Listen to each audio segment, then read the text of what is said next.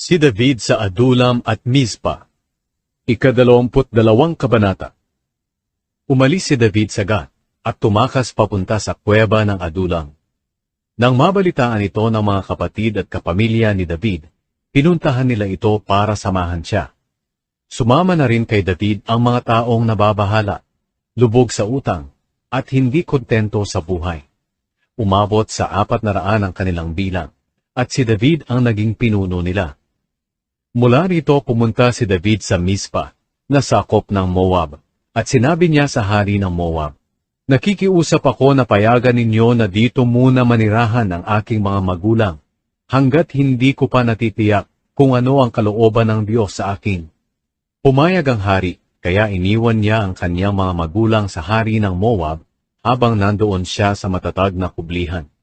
Isang araw sinabi ni Propeta Gad kay David, "Umalis ka na rito sa pinagtataguan mo at pumunta ka sa Huda." Umalis nga si David at pumunta sa kagubatan ng Heret. Ang pagpatay sa mga pari ng Nob. Nabalitaan ni Saul na nahanap na sina David at ang kanyang mga tauhan. Nakaupo noon si Saul sa ilalim ng puno ng tamarisko, doon sa burol ng Gibea.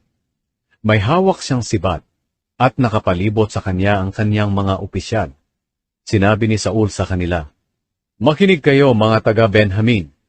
Pinangakuan ba kayo ni David na bibigyan kayo ng bukid at ubasan?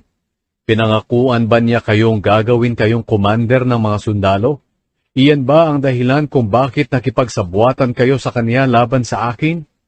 Wala ni isa man sa inyo ang nagsabi sa akin na gumawa ng kasunduan kay David, ang anak kong si Jonathan. Hindi man lang kayo nag-alala para sa akin, dahil hindi ninyo sinabi sa akin na inudyukan ng aking anak ang lingkod kong si David, na patayin ako gaya ng plano niya ngayon." Isa sa mga nakatayo kasama ng mga opisyal ni Saul ay si Doeg, na taga-Edom. Sinabi niya kay Saul, "Noong naroon po ako sa Nob, nakita ko si David na pumunta kay Ahimelech, na anak ni Ahitub. Tinanong ni Ahimelech sa Panginoon kung ano ang dapat gawin ni David, at binigyan pa po niya ito ng makakain, at ibinigay din po ang espada ng Pilisteyong si Goliath." Ipinatawag ni Saul ang paring si Ahimelech na anak ni Ahitub, at ang buo niyang pamilya ng mga pari sa Nob. Pagdating nila ay sinabi ni Saul, "Makinig ka sa akin, anak ni Ahitub." "Nakikinig po ako, mahal na hari," sagot ni Ahimelech. Sinabi ni Saul sa kanya, "Bakit ka nakipagsabuatan kay David laban sa akin? Bakit binigyan mo pa siya ng pagkain at espada? Bakit nagtanong ka pa sa Diyos para sa kanya? Hindi mo ba alam na nagre-rebelde siya sa akin at binabalak niya akong patayin?" Sumagot si Ahimelech, "Hindi po ba't si David ay manugang ninyo at pinakamatapat ninyong lingkod? Bukod pa roon, siya po ang kapitan ng mga gwardya ninyo, at iginagalang siya sa inyong sambahayan. Opo, nagtanong ako sa Diyos para sa kanya, pero matagal ko na itong ginagawa sa kanya noon pa. Nakikiusap po ako, huwag ninyo akong akusahan, pati na ang sambahayan ko sa bagay na ito, dahil wala akong nalalaman sa mga plano niya laban sa inyo." Pero sinabi ng hari, "Siguradong mamamatay ka, Ahimelech, kasama ang buo mong pamilya." Inutusan ni Saul ang mga gwardya sa kanyang tabi, "Patayin ninyo ang mga paring ito ng Panginoon, dahil nakipagsabuatan sila kay David. Alam nilang tumakas si David mula sa akin, pero hindi nila sinabi sa akin." Pero hindi ginalaw ng mga opisyal ng hari ang mga pari ng Panginoon. Kaya si Doeg na lang ang inutusan ng hari na pumatay sa mga pari.